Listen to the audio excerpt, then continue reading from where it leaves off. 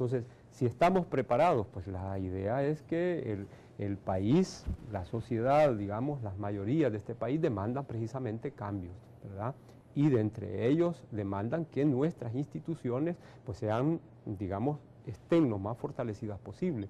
Desde luego, el diseño que tiene la Fiscalía General de la República, digamos, a lo mejor no responde a esas demandas de cambio, porque es un diseño que precisamente ha respondido a esa tradición autoritaria, ¿verdad?, que ha prevalecido en El Salvador en los últimos años, y desde luego, en la elección del fiscal general, como en el pasado, tiende precisamente a dirigirse, a elegir a una persona que responda a esos intereses de preservación del status quo, de las condiciones, digamos, tal como se le han llamado, de impunidad, ¿verdad?, de imposibilidad de acceso a la justicia de parte de la ciudadanía, de resolución, digamos, de algunos conflictos, incluso de prevención, ¿verdad?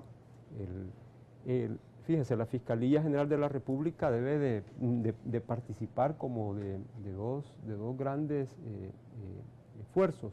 Uno, el esfuerzo precisamente, ¿verdad?, de la labor punitiva del Estado, de represión del delito y de deducción de responsabilidades del delincuente, pero también de disuasión, ¿ya? Es decir, a partir de la emisión de determinados, de llevar, digamos, a determinados sujetos a que sean procesados y condenados, pues disuade a otros, ¿verdad?, de que participen o que tengan conductas, digamos, similares. Pero aquí lo que sucede es precisamente lo contrario, es decir, más bien se alienta, ¿verdad?, se alienta digamos, la comisión o a la, digamos, repetición de determinadas conductas que pueden ser constitutivas de delito. ¿Por qué? Porque la gente entienda de que no hay posibilidades de que sean sometidos, digamos, a la justicia a estos sujetos. El Salvador debe de dirigirse, y en eso se supone estamos, ¿verdad?, a fortalecer precisamente la democracia, y eso pasa por el fortalecimiento de sus principales instituciones. Y por la independencia de estas instituciones. Y por la independencia, es decir, especialmente la independencia externa, en el caso del fiscal, ¿verdad? Déjeme leer algunos correos. Por ejemplo, el primer correo de Carlos Pineda que nos escribe esta mañana dice: está claro que no se ha elegido fiscal no por la falta de candidatos idóneos, no se ha elegido fiscal porque los partidos políticos no han encontrado a alguien que les convenga a todos. Es un puesto clave para perseguir o no perseguir a los corruptos de cualquier partido, dice. La elección del presidente de la Asamblea Legislativa es otro ejemplo claro de que este tipo de negociaciones los políticos las realizan a cada momento, demuestran su total desinterés por la voluntad y la necesidad popular, dice este correo. Óscar Amaya Navarro nos escribe también esta mañana: buenos días, Romeo, y a tus invitados, como siempre, felicitándote por tu programa, muy objetivo, enfocado a la realidad nacional. Una pregunta a tus invitados: en cualquier empresa, si una persona o equipo de trabajo que no cumple con sus obligaciones es despedido o sancionado. En el caso de la Asamblea Legislativa, que según opiniones de tus invitados es la institución responsable del impasse legal que implica la no elección del fiscal, ¿qué castigo o sanción debería tener esta institución?, dice este correo de Óscar Amaya que nos escribe. Salvador Nelson García nos escribe también: como abogado y dirigente gremial, comparto todos los conceptos vertidos por tus panelistas y con particular apoyo a la doctora Violeta Lino, cuya conducta judicial me parece ejemplar, dice este correo de Salvador Nelson García que nos escribe esta mañana.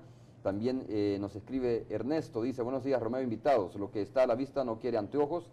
Este señor Escalante es más que evidente su fracasada gestión en diferentes cargos que Arena lo promocionó. Las pandillas y el crimen organizado va a la alza y él es parte, dice, de estas alzas porque ha sido un funcionario de Arena, y entonces ¿cómo puede querer ser fiscal si ha fracasado en cargos relacionados a la seguridad pública? Ejemplo, el caso del Chele Torres.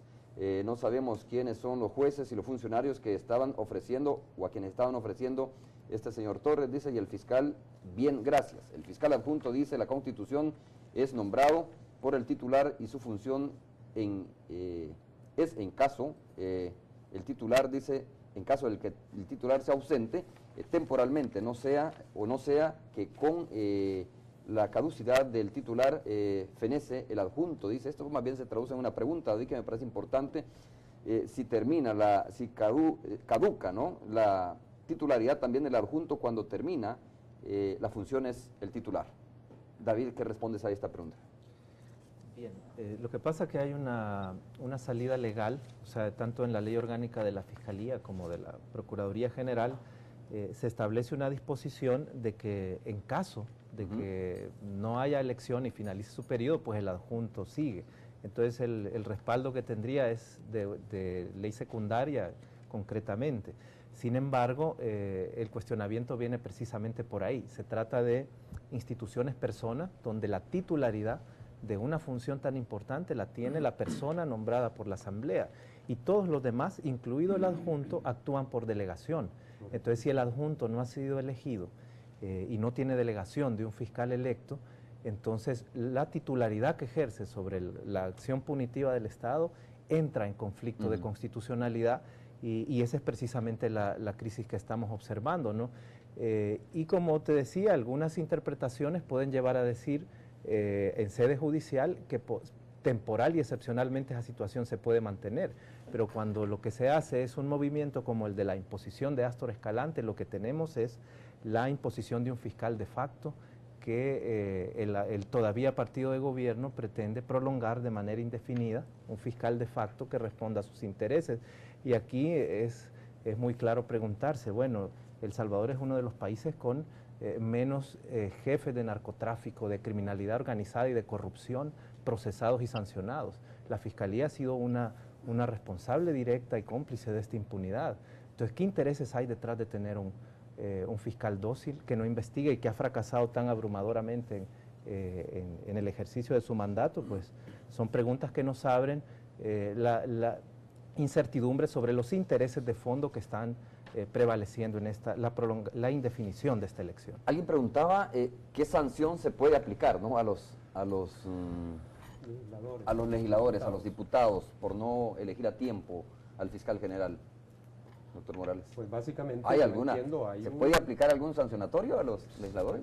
Pues sí, es decir, por lo menos en la legislación penal hay, digamos, esa figura en la que estarían incurriendo los diputados al no cumplir, digamos, sus obligaciones constitucionales. En este caso tiene que ver precisamente con la omisión del cumplimiento del deber. Lo que sucede es que, tal como se expresaba hace un momento, es difícil, digamos, en el caso de los diputados, ¿verdad?, ir y iniciar, digamos, o pretender, digamos, iniciar un antejuicio contra estos. Ya hemos visto en el pasado, si solo con un caso o dos casos, ¿verdad?, donde se ha intentado precisamente iniciar este tipo de acciones, pues digamos, solo ha sido básicamente el interés partidario o una determinación, digamos, de los partidos que ha permitido que algunos de estos, ¿verdad?, muy poquísimos se les desaforen. El caso de Silva, por ejemplo, ha sido uno de los casos extraordinarios, ¿verdad?, pero de allí, si usted pretendiese iniciar acciones tendientes precisamente a deducir responsabilidades y especialmente responsabilidades de naturaleza penal en los diputados, en este país y en esta situación en la que nos encontramos sería sumamente difícil. Pues, ¿qué piensa sobre eso? La verdad, aquí las leyes son claras. Tenemos en el artículo 321 del Código Penal que dice incumplimiento de deberes. El funcionario o empleado público o el encargado de un servicio público que ilegalmente omitiere, rehusare hacer o retardar algún acto propio de su función, será sancionado con X días, etcétera, etcétera. Luego aquí viene desobediencia. El funcionario empleado, aquí hay suficiente, está plasmado las leyes, en los códigos de las sanciones que se les deben aplicar. Bueno. Por lo tanto, no lo hacen, es otro juego más para nuestro pueblo. Hay que seguir leyendo correos. Alberto Espino, bueno, por lo menos la cuenta está así como alberto.espino, dice en el siguiente correo: buenos días, Romeo, y a tus invitados. Como ciudadanos críticos debemos entender de una vez por todas que Arena es la responsable de que no haya fiscal general, y esto es así porque quieren elegir a alguien que no investigue los casos en que puedan verse involucrados funcionarios de Arena, dice, los diputados asesinados en Guatemala, el caso Katia Miranda, caso Eduardo Torres, etcétera. Como ciudadanos estamos cansados de ver tanta impunidad, tanto en la Fiscalía General de la República como en la Corte de Cuentas, dice. Pregunta, ¿qué acciones legales concretas podemos hacer para exigir la renuncia de Astor Escalante? Yo creo que el país debe sacar a Arena, al PDC y al PCN de la Asamblea Legislativa, dice, nunca va a apoyar procesos de verdad y de justicia de nuestro país, dice este correo. Juan Carlos nos escribe, para nadie es un secreto que el presidente Saca es el principal impulsor de que Astor Escalante se ha mantenido a la cabeza de la Fiscalía como dé lugar. Él ha sido, dice, artífice, o enfático, mejor dicho, al afirmar que no hay problema porque hay fiscal, e incluso ha anunciado que se podría recurrir a un nuevo listado de candidatos. ¿Qué llamamiento le harían al presidente de la República, dice, sobre esta situación o esta circunstancia? Le recomendarían que se haga a un lado y deje funcionar a las instituciones del país, dice Juan Carlos, que nos escribe esta mañana.